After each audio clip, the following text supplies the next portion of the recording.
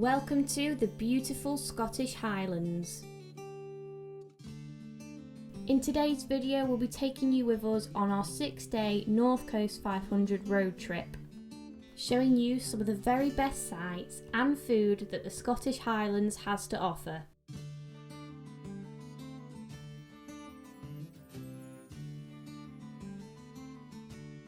Our NC500 trip kicks off in Inverness. During our 6 days we head to Castletown, Durness, Lochimver and Ullapool, before finally finishing our North Coast 500 road trip in Torridon. The vibrant city of Inverness offers all of the wonders of the Highlands on its doorstep. You can experience the true Outlander Highland scenery, iconic castles, majestic mountains and unique wildlife. So this is the River Ness here, which leads into Loch Ness. I'm sure you've all heard of Loch Ness and the Loch Ness Monster.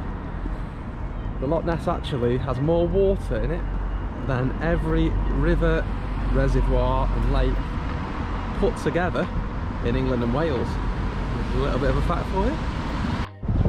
So we're off to just have a look around Leakey's bookshop, which is said to look like the some of the scenes in the Harry Potter movies. So yeah, we'll take you in and show you around. Obviously, as you can imagine, it was very quiet in the bookshop, so we didn't want to get too much footage, but we're now on our way on the road up to Castletown. So our first stop off on our trip after Inverness, Dunrobin Castle. Known as the jewel in the crown of the Highlands, Dunrobin Castle is one of the largest and most beautiful intact castles in Scotland, and it's only an hour's drive from Inverness. Watch the layers of history peel back as you explore the castle and also the vibrant formal gardens, where you can discover a range of unlikely plants preserved by the mild climate. They also have a falconry experience which is truly spectacular and great for all the family.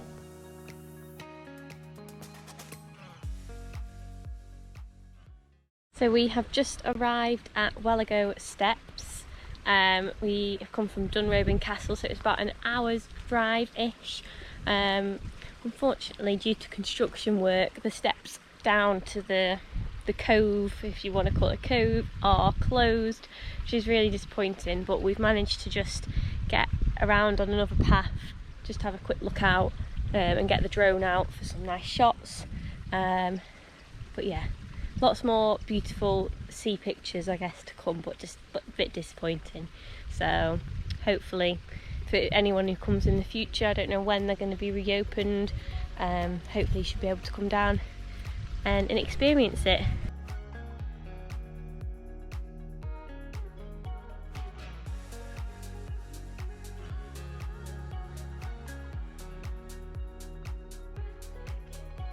As we continue travelling up the east coast of the Scottish Highlands towards our first overnight stay in Castletown, we took a stop at the Duncansby Stacks and John O'Groats.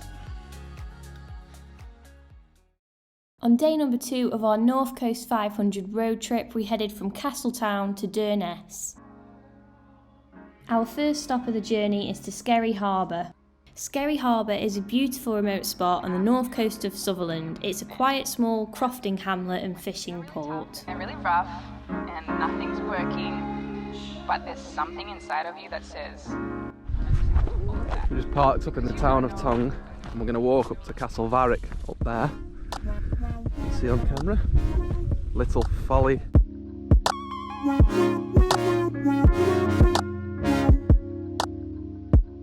Situated near the village of Tongue, Castle Varick overlooks the Kyle of Tongue and the village of Tongue.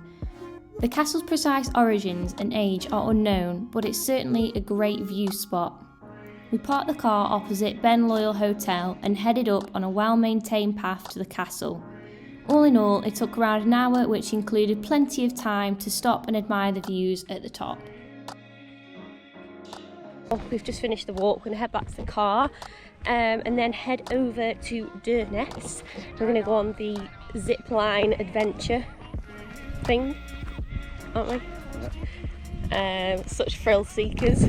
and then we're gonna head to Smoo Cave after that. So we'll catch you when we're at the next stop off point. So as you can probably see, it is super windy today. So unfortunately, because of the windy conditions, the zip line is not operating today, which is very sad. But yeah, I'm just going to show you the beach. So it's absolutely stunning from up here. Look at that. Our next stop was to Smoo Cave. Smoo Cave is one of the most popular things to do on the Scotland's NC500. It has one of the largest cave entrances in Britain, and it's quite unique as it's formed by both seawater and fresh water. It has so much history, legends and myths associated with it, and it looks like something from a fairy tale. We'd highly recommend adding this to your Scottish NC500 road trip itinerary. You can arrange a Smoo Cave boat trip and geological cave tour to explore the cave in more detail during the summer months.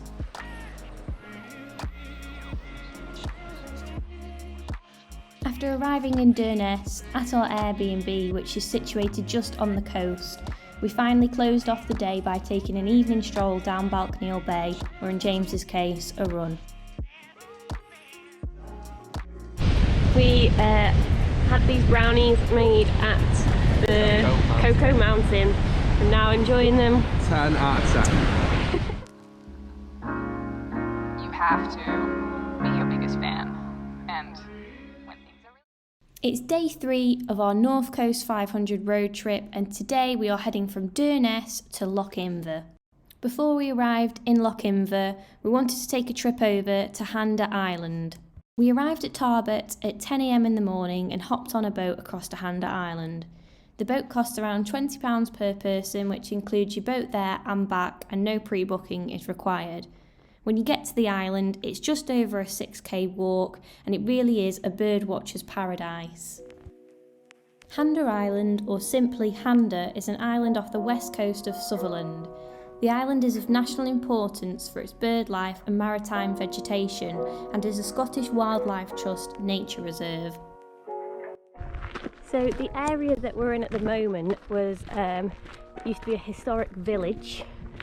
It was last inhabited in 1847, and following the potato famine, all remaining 64 residents moved across the Atlantic to Nova Scotia. So, bit of facts for you there. There's no sign of any puffins down there at Puffin Bay. But apparently if you head round towards the Great Stack, you've got a better chance of seeing them these days. So let's hope they're modelling for us today.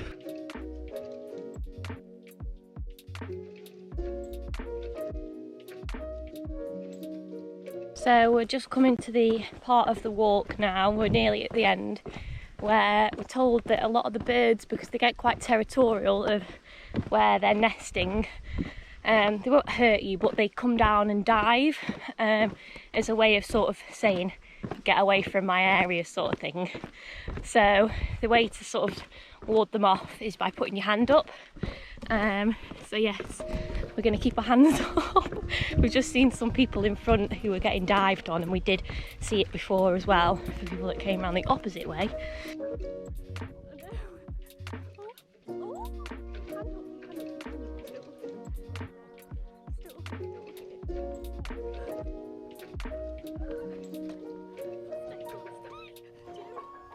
After a long day exploring Handa Island, we finished off our afternoon at the Shore House seafood restaurant.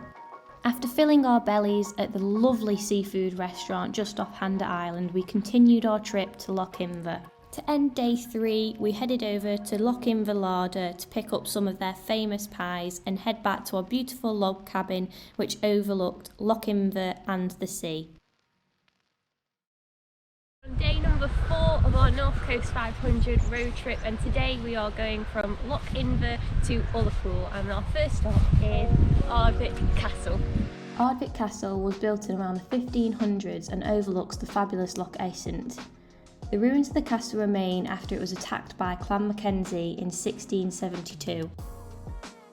After we'd finished exploring Ardwick Castle, we then headed further south to Knock-and-Crag National Nature Reserve. We did a 1 mile steep walk to take in the breathtaking views and learned all about the history of the crag. You'll come away knowing all about the Moyne Thrust, which causes older rocks to sit above younger rocks in some of the areas of the crag. If geology isn't your thing, the crag is still well worth a visit and boasts a range of plants and wildlife.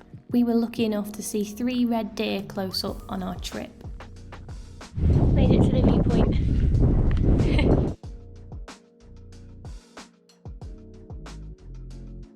We then headed back on the road and travelled to our final stop of the day, which is the beautiful seaside town of Ullapool. Somehow I agreed to playing golf. Now I am not a golfer, never played it ever. I play crazy golf and I'm quite good at that, but we've been pretty quick at our stuff this morning, so we're going to do a few 9 holes. I've hired some clubs that are older than me and Hannah combined, and I've not played this year, but even get a few birdies.